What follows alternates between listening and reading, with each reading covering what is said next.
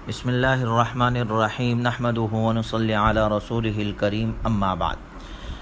سیرت النبی صلی اللہ علیہ وسلم کا 22واں درس ہے۔ عرب کے دیگر علاقوں کی طرح مکہ المکرمہ میں بھی قبائلی نظام نافذ تھا، اور قبائلی نظام میں عموماً ہوتا یہ ہے کہ جس کی طاقت ہوتی ہے اسی کا قانون چلتا ہے، یعنی جس کے پشت پر مضبوط قبیلہ ہو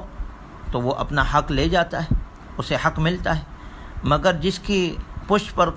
مضبوط قبیلہ نہ ہو تو وہ اپنا حق لینے کا تصور بھی نہیں کر سکتا۔ اور اسی طرح مسافر پردیسیوں کا تو پھر کوئی پرسان حال نہیں اس ماحول میں۔ تو اس دوران ایک واقعہ پیش آیا کہ ایک شخص یمن کے علاقے زبید سے آیا کچھ سامان تجارت لے کے مکہ المکرمہ، اور مکہ المکرمہ آنے کے بعد عاص بن وائل نے اس سے سامان خریدا،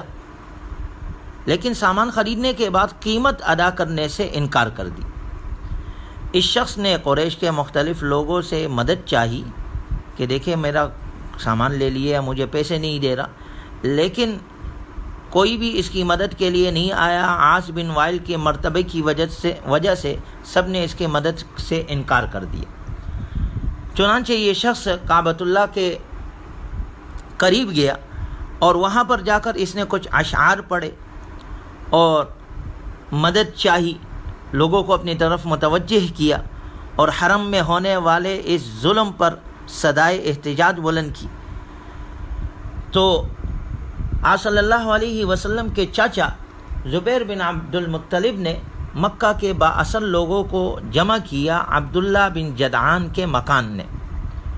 اور اس واقعے کا ذکر کیا کہ یہ دیکھیں ظلم ہو رہا ہے، اس ظلم کو روکنا چاہیے اور اس حقدار کو اس کا حق دینا چاہیے۔ چنانچہ بنو ہاشم، بنو امیہ، بنو زہرہ، بنو مخزوم، مختلف قبیلے، مختلف لوگ جمع ہو گئے، اور سب نے یہ فیصلہ کیا کہ ہر ظالم سے بغاوت اور ہر مظلوم کی حمایت۔ اس نقطے پر سب نے اتفاق کر لیا کہ آئندہ ہم مظلوم کوئی بھی ہو اس کا مظلوم کا ہم ساتھ دیں گے، اور ظالم کوئی بھی ہو اس کے خلاف ایک ہو کر اس کو تنہا کر دیں گے۔ اور یہ فیصلہ کرنے کے بعد سب عاص بن وائل کے پاس گئے اور اس حقدار تاجر جو یمن سے آیا تھا زبید سے، اس کو اس کا حق حوالے کر دیا، اور قریش نے اس معاہدے کا نام حلف الفضول رکھا، چونکہ یہ معاہدے کی بنیاد ہی فضل یعنی خوبی پر تھی، یہ سب فضیلت والے کام میں شامل ہوئے تھے، تو ایک معنی کہتے ہیں کہ اس وجہ سے اس کا نام حلف الفضول رکھا۔ اور بعض نے یہ بھی وجہ ذکر کی ہے کہ اس میں جو شریک ہوئے 3 بڑے سردار، تو ان تینوں کا نام فضل تھا، اور یہ فضل حلف الفضول اس لیے کہتے ہیں کہ فضول جو ہے یہ فضل کی جمع ہے، تو اس وجہ سے اس کا نام رکھا گیا۔ خیر، یہ معاہدہ اسی بات پر ہو گیا کہ آج کے بعد مکہ المکرمہ کی سرزمین میں کوئی ظالم نہیں ٹھہر سکے گا۔ سب نے اس بات پر پختہ عہد کر لیا کہ مکے میں رہنے والے اور باہر سے آنے والے سب محفوظ ہے، لہٰذا ہم مظلوم کی مدد کریں گے، چاہے یہاں کسی قبیلے کا ہو یا باہر کا ہو۔ اور اس معاہدے میں جناب رسول اللہ صلی اللہ علیہ وسلم بھی شریک تھے، اور اس معاہدے نے ظلم کے محلات منہدم کر دی، اس معاہدے نے حق کے مینار کو بلند کر دیا، اور یہ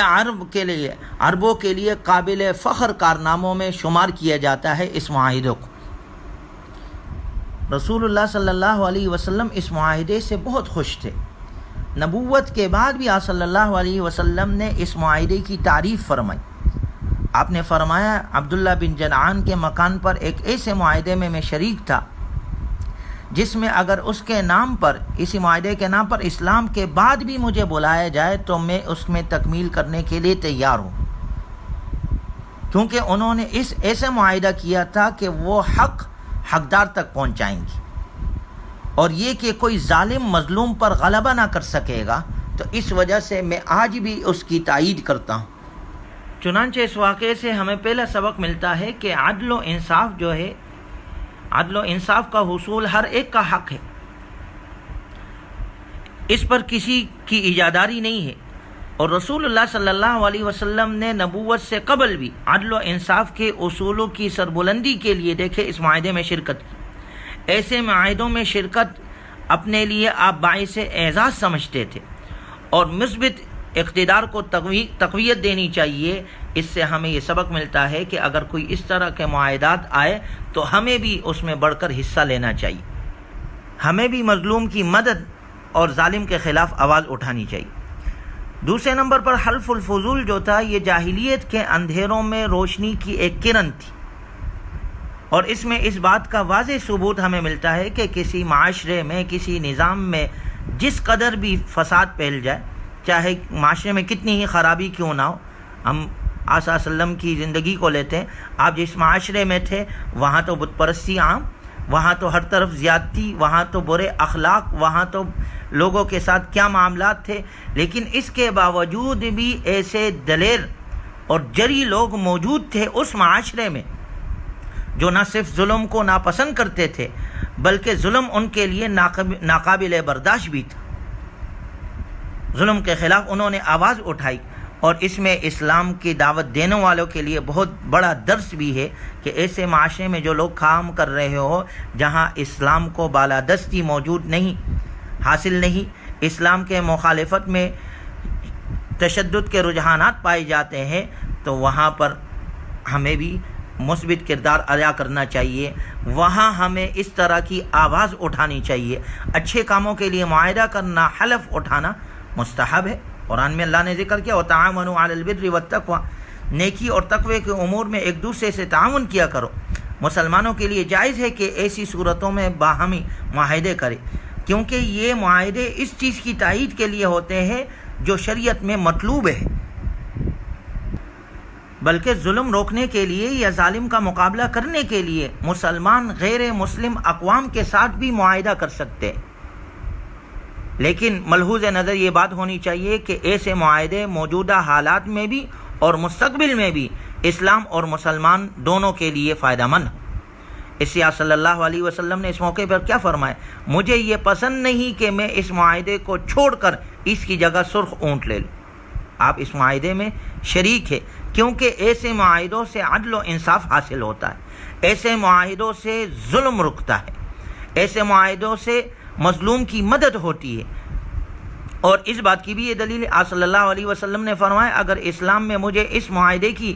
طرف بلایا جائے تو میں ضرور لبیک کہوں گا، کیونکہ یہ معاہدہ ظالم کو ظلم سے روکتا ہے۔ اس سے آپ صلی اللہ علیہ وسلم نے واضح الفاظ میں فرما دیا کہ اسلام کے بعد بھی اگر مجھے اس معاہدے کی روح سے آواز دی جائے تو میں اس کی مدد کے لیے آنے کے لیے تیار ہوں۔ لہٰذا اس واقعے سے ہمیں بھی سبق ملتا ہے کہ ایک مسلمان کے لیے ضروری ہے کہ معاشرے میں اس کا مثبت کردار ہو، اچھا کردار ہو،